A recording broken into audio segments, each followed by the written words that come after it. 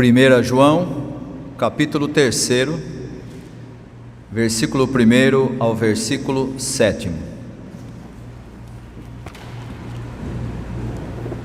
Vejam como é grande o amor do Pai por nós. O seu amor é tão grande que somos chamados de filhos de Deus e somos de fato seus filhos. É por isso que o mundo não nos conhece, pois não conheceu a Deus. Meus amigos, agora nós somos filhos de Deus, mas ainda não sabemos o que vamos ser. Porém sabemos isto: quando Cristo aparecer, ficaremos parecidos com Ele, pois o veremos como Ele realmente é.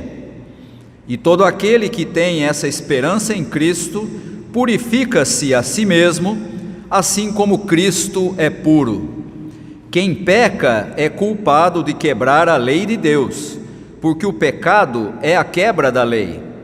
Vocês já sabem que Cristo veio para tirar os pecados e que Ele não tem nenhum pecado. Assim, quem vive unido com Cristo não continua pecando.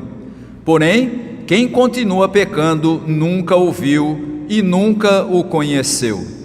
Meus filhinhos, não deixem que ninguém os engane. Aquele que faz o que é correto, assim como Cristo é correto. Este é um dos textos propostos pelo calendário litúrgico para este domingo, e nós o escolhemos para a nossa reflexão nessa manhã, principalmente por conta da maneira como João encaminha a compreensão de algo que é tão importante para a vida da igreja e que ao mesmo tempo é tão mal compreendido. Eu me refiro aqui àquilo que Paulo vai chamar de santificação, ou da atitude de procurar evitar aquilo que é pecaminoso, daquilo que é contrário à vontade de Deus. E João começa esse capítulo com uma expressão muito bonita e muito interessante. Ele diz assim: vejam como é grande o amor do Pai por nós. Vejam como é grande o amor do Pai por nós. Não sei se você já teve a oportunidade de refletir no que seria a vida das pessoas sem o amor de Deus. Imagine se você estivesse nesse mundo sozinho, sem o amor de Deus para acompanhá-lo, sem o amor de Deus para cuidar de você, sem a presença dele. E aí então nós começamos a entender a expressão de João nesse comecinho do capítulo 3. Vejam como é grande o amor de Deus por nós. Será que nós podemos dizer pessoalmente, e esqueça aí o que o seu vizinho, o seu familiar ou as pessoas que estão ao seu redor pensam, será que você pessoalmente pode dizer que se sente amado por Deus? Se João está dizendo, veja como é grande o amor de Deus por nós, nós sentimos, nós temos consciência desse amor na nossa vida, na vida da nossa trajetória diária. Existe alguma coisa melhor no mundo do que a presença do amor de Deus? E eu estou começando a nossa meditação por essa afirmação de João, para que a gente possa perceber qual é a consequência desse amor. Ele diz assim: vejam como é grande o amor do Pai por nós. O seu amor é tão grande que somos chamados de filhos de Deus, e somos de fato seus filhos. O seu amor por nós é tão grande que somos chamados filhos de Deus. Isso significa que há, em relação a nós, aquilo que a Escritura chama de adoção de filhos. É resultado do amor de Deus por nós. Veja, quando a gente fala em adoção de filhos, nós estamos falando daqueles que não eram filhos, mas que vieram a ser. Não é assim que funciona a adoção? Você pega alguém que não era seu filho e diz, agora a partir desse momento você é meu filho. tem todos os privilégios e obviamente todos os deveres de alguém que agora não é um desconhecido, mas é filho. E é exatamente isso que João está falando em relação aos que creem. O amor de Deus por nós é tão grande que nós somos chamados filhos de Deus. E essa adoção que Deus faz em cada vida de cada um de nós é resultado do seu amor. Não se engane, não há nenhum mérito em você, você não é melhor do que aquele que não crê. Você não é mais bonitinho, nem mais santo, nem menos pecador. O amor de Deus é que é o motivador da adoção de filhos. Não há em nós nenhum mérito para isso. E por isso nós podemos entender a primeira frase de novo agora de outra forma. Veja como é grande o amor de Deus por nós. Ele te aceitou e te tornou um filho dele sem que você merecesse, sem que você tivesse feito nada para alcançar essa posição. E aí então João faz uma afirmação muito importante. Ele diz assim: o mundo não nos conhece, pois não conheceu a Deus. O mundo não conhece aqueles que são amados por Deus e que são os seus filhos. O mundo não conhece quem é seguidor de Jesus, porque os valores dos seguidores de Jesus são diferentes dos valores do mundo. E aqui é importante nós entendermos como João, escrevendo a sua primeira carta, pensa o que é o mundo. Se você voltar para o capítulo anterior, capítulo 2, você vai encontrar João dizendo assim: não ameis o mundo e nem as coisas que é do mundo, porque o mundo não quer nada com Deus, o mundo está afastado de Deus. E agora no capítulo 3 ele vem e diz: o mundo não conhece os filhos de Deus, os seguidores de Jesus, porque não conheceu a Deus. O mundo não conhece o seguidor de Jesus, porque os seus valores são diferentes dos valores do reino de Deus. E aqui é importante a gente fazer uma distinção entre duas coisas que parecem iguais, mas são muito diferentes: a ética do reino de Deus e o moralismo do mundo que a gente vive. Parece igual, parece que estamos falando da mesma coisa, mas não há qualquer relação entre elas. E eu vou fazer aqui a diferenciação entre elas para que os irmãos entendam.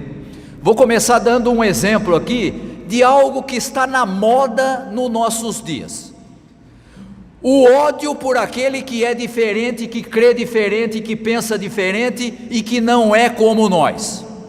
O ódio, por exemplo, que é tão comum neste mundo, como diz João, o mundo que não conhece a Deus, não tem qualquer relação com Jesus. Os falsos moralistas do nosso tempo, e não falta gente para dizer que a igreja está errada, que a igreja não é como deveria ser, que as instituições igreja estão todas falidas porque elas não seguem a Jesus. Os falsos moralistas do nosso tempo até admitem que você odeia o outro.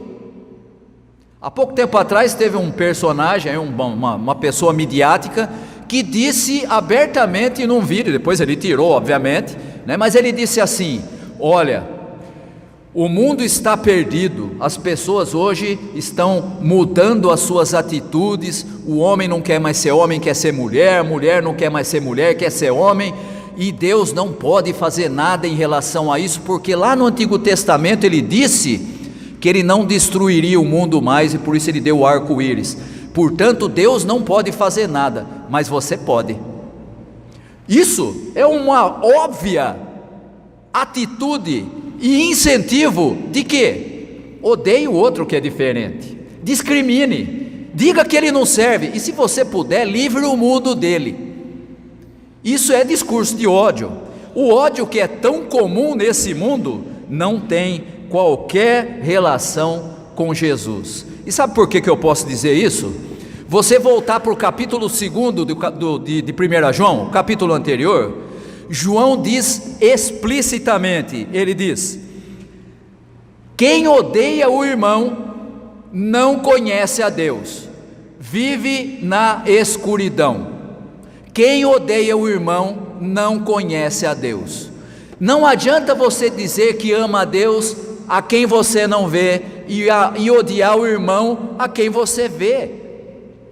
O discurso de ódio, que é tão comum na compreensão desse mundo, você deve amar os seus amigos e odiar os seus inimigos, é revertido na pregação de Jesus. Lembra-se lá do Sermão do Monte?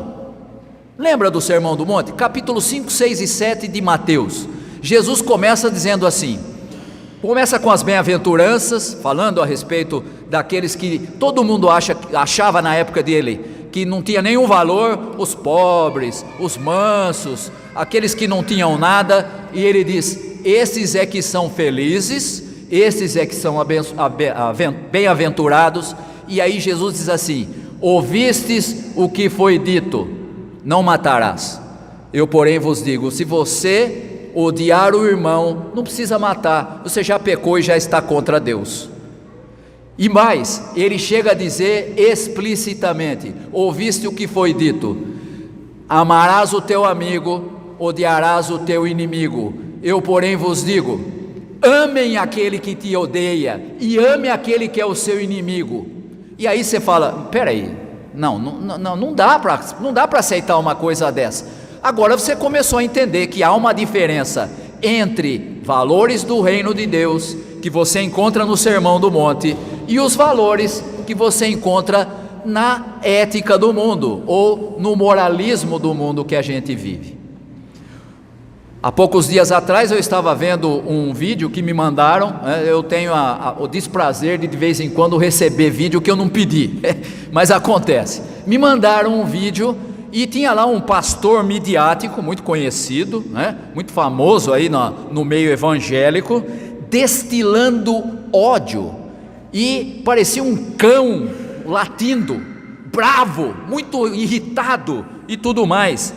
Por quê? Porque o moralismo dele estava sendo contrariado, ele não concordava com o que estava acontecendo no mundo, porque aquilo contrariava o moralismo dele. Isso, irmãos, esse tipo de atitude, seja vindo de um pastor, de um líder religioso, seja de quem for, isso não vem de Deus. Você quer compreender qual é o valor do reino, quais são os valores do reino? Volte lá para o Sermão do Monte, volte lá para ler aqueles 3 capítulos. Se você aprender aqueles 3 capítulos, você não vai mais embarcar no moralismo falso desse mundo. Mas João vai adiante e ele diz assim, nós somos filhos de Deus, o mundo não nos conhece, mas agora nós nem sequer sabemos como seremos.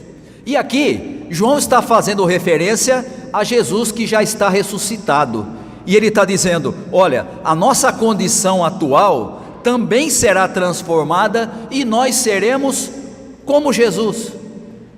E veja que Jesus, nós celebramos nas últimas semanas aqui a ressurreição de Jesus. Semana passada falamos aqui de um texto em que Jesus se apresenta no meio dos seus discípulos, que estavam escondidos numa sala fechada, e ele diz assim, a paz esteja com vocês, olha aqui a minha mão, olha aqui o meu lado, para que vocês reconheçam que sou eu, já ressuscitado, diferente de como ele era antes, mas ainda assim reconhecível pelos seus seguidores. E aqui João diz assim, nós não sabemos como nós seremos, mas nós seremos também transformados como Jesus foi. Veja que Jesus continua sendo um modelo, até mesmo daquilo que nós vamos ser. Ele é o modelo para nós do que nós devemos ser, e ele é o modelo também daquilo que nós seremos quando formos transformados e estivermos à imagem e semelhança dele. Por isso, João pode dizer, quem tem esperança em Jesus, purifica a si mesmo. Aí você vai entender o que é a santificação. Santificação não é adotar os valores morais desse mundo. A santificação significa seguir o exemplo e o modelo de Jesus que você encontra lá no Sermão da Montanha. Ali você pode encontrar os ensinamentos que fazem com que você se torne mais parecido com Jesus e menos com o que você já é. E aqui há uma semelhança muito grande com a expressão de Paulo. João fala de uma forma, Paulo usa outra linguagem, e Paulo diz assim: essa é a grande guerra entre o novo homem, que é segundo Cristo, e o velho homem, aquele que era antes de conhecer a Cristo. Essa é a grande guerra que todo cristão enfrenta: o que você é e o que você deveria ser. Cada vez que você escolhe a vontade de Deus em vez da sua, você se torna mais parecido com Jesus e menos com você mesmo. Isso chama-se santificação. É o que João chama aqui de purificar-se a si mesmo, para ficar semelhante àquele que é o modelo, Jesus Cristo. Aqueles que continuam a pecar, diz João, transgridem a lei de Deus.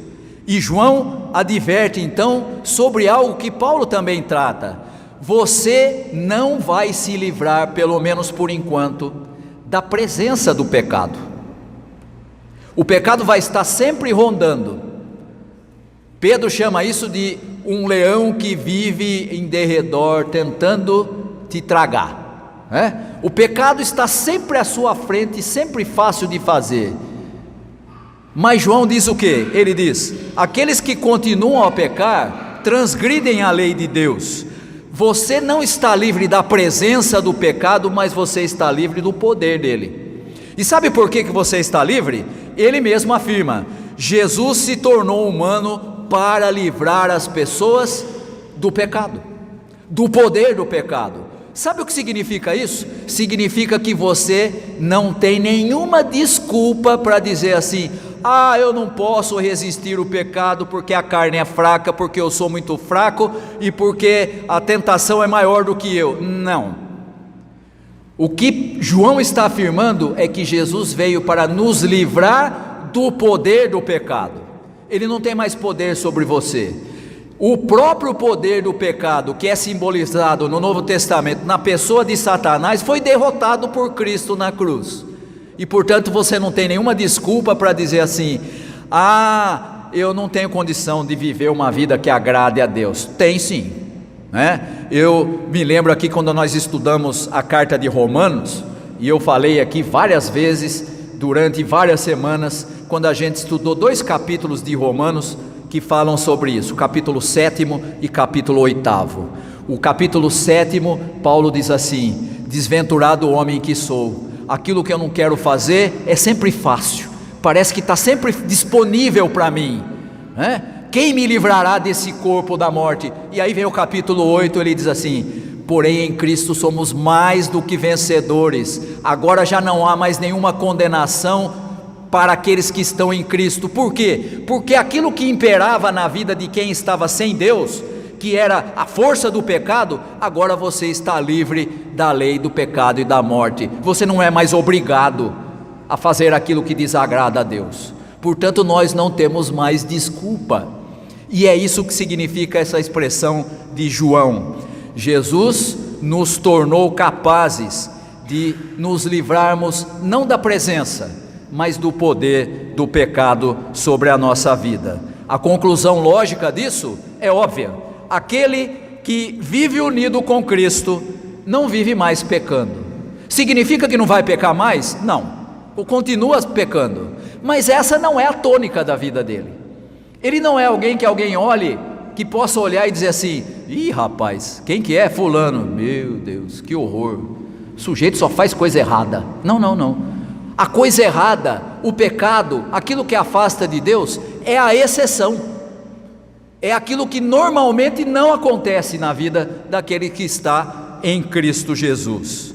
Se alguém está aí unido com aquele que não pecou, que é Jesus Cristo, e ele é o modelo a ser imitado, é natural que essa pessoa se afaste daquilo que desagrada a Deus. Quem se acostuma com o pecado não conhece Jesus e não o imita.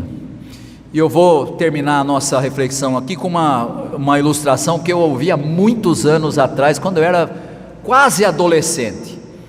Tinha uma expressão que se usava na época, não sei se alguém aqui já ouviu, mas tinha uma frase que dizia assim: você não pode evitar que um pássaro voe sobre a sua cabeça, mas você pode evitar que ele faça um ninho sobre ela. É assim que funciona com o pecado. É assim que funciona com aquilo que desagrada a Deus. Você não pode evitar a presença do passarinho que está voando sobre a sua cabeça, mas você pode evitar que ele faça um ninho sobre ela. Você pode evitar que a tônica da sua vida não seja mais agradar a Deus, seguir o aprendizado dos valores do reino que está lá no Sermão do Monte, para você fazer aquilo que desagrada a Deus. Portanto, irmãos, que nós possamos ouvir essa advertência de João nessa manhã: não deixe que ninguém te engane, é o que diz o último versículo que nós lemos. Quem pratica a justiça, e essa é a melhor tradução do que essa que nós lemos, a tradução que aparece aí é aquele que faz o que é correto, mas a melhor tradução é: quem pratica a justiça é justo, como Jesus é justo. Que seja essa a tônica da vida daquele que foi alcançado pela mensagem do Evangelho. Que seja essa a tônica da vida de cada um de nós. Que Deus possa olhar para nós e dizer: está ali, servo bom e fiel. É fiel nas coisas pequenas e nas coisas grandes. Que Deus possa abençoar aos irmãos e às irmãs. Amém.